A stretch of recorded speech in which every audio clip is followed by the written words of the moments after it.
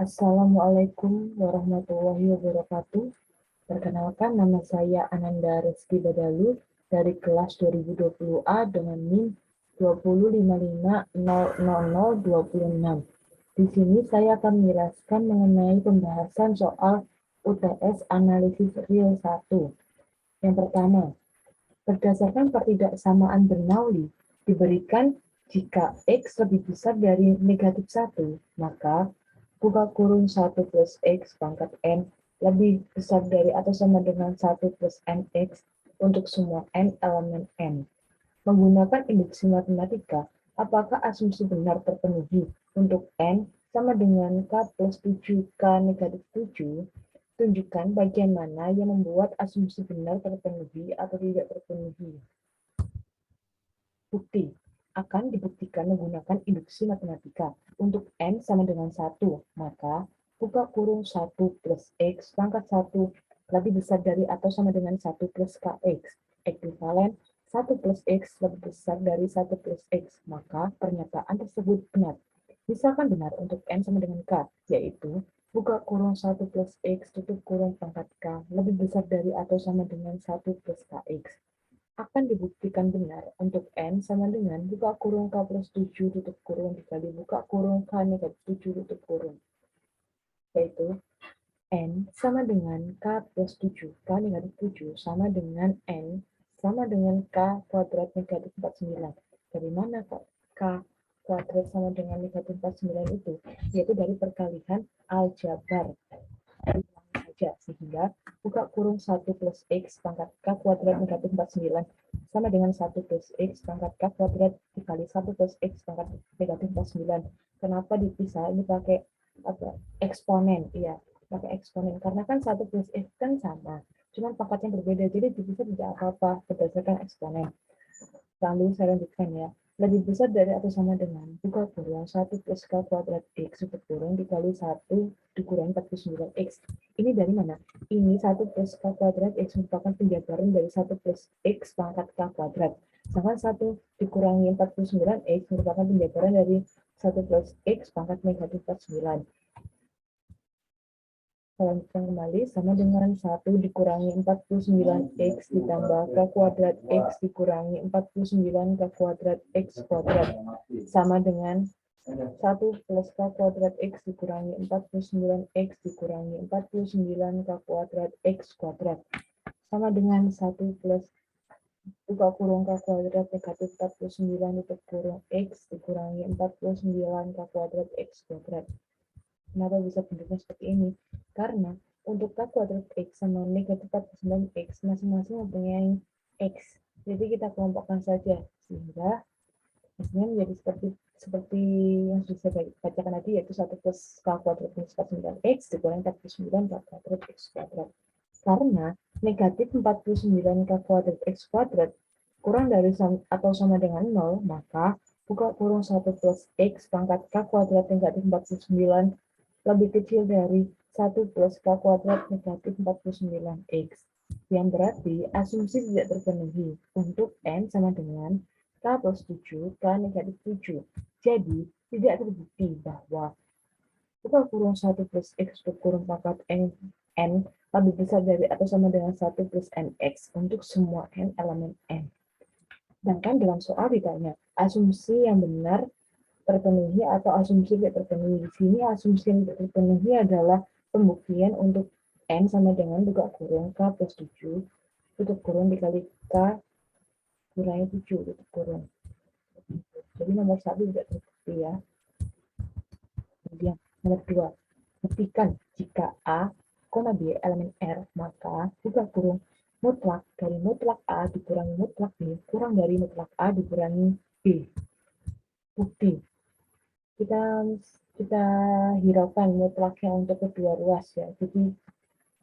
Jadi dapat ditulis seperti berikut. A dikurangi B sama dengan A dikurangi B.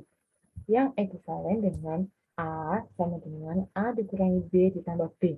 Dan masukkan ini A sama dengan A dikurangi B ditambah B ke dalam kotak samaan segitiga. Sehingga mutlak A sama dengan mutlak buka kurung A dikurangi B tutup kurung ditambah B kurang dari atau sama dengan mutlak A dikurangi B ditambah mutlak B.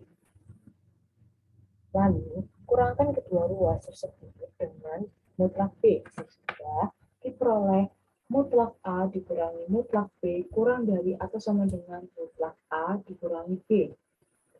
Lalu, gunakan cara yang sama untuk mencari nilai B-nya, yaitu A dikurangi B sama dengan A dikurangi B. Ekuivalen negatif B sama dengan A dikurangi B dikurangi A. Ekuivalen B sama dengan dikurangi A ditambah B ditambah A.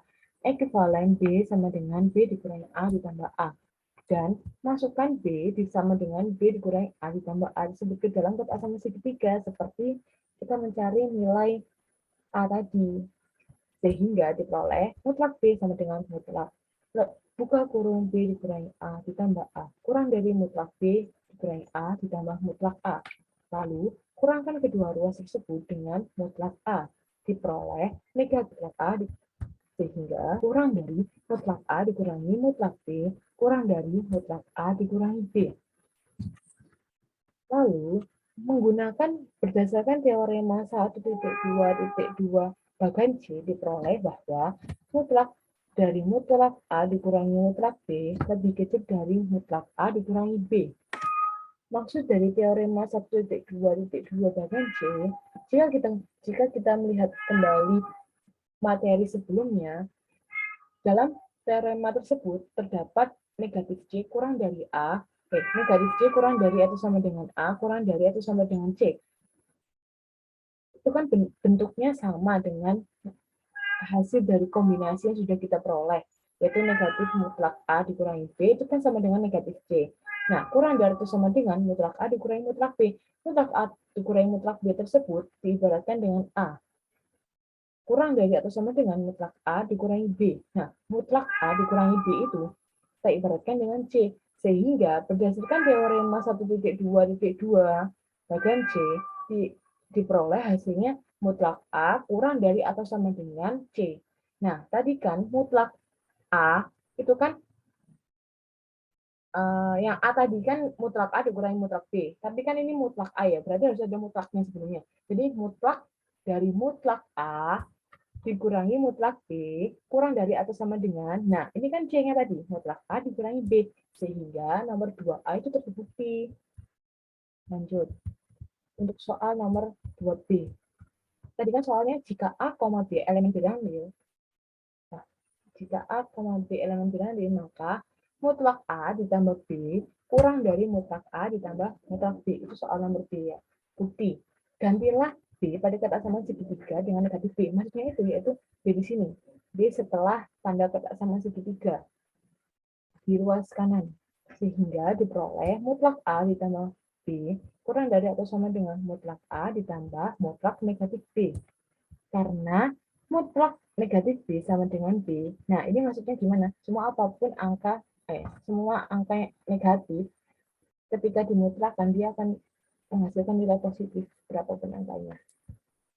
Maka diperoleh bahwa mutlak A plus B kurang dari atau sama dengan mutlak A ditambah mutlak B. Sehingga untuk soal nomor 2B terbukti.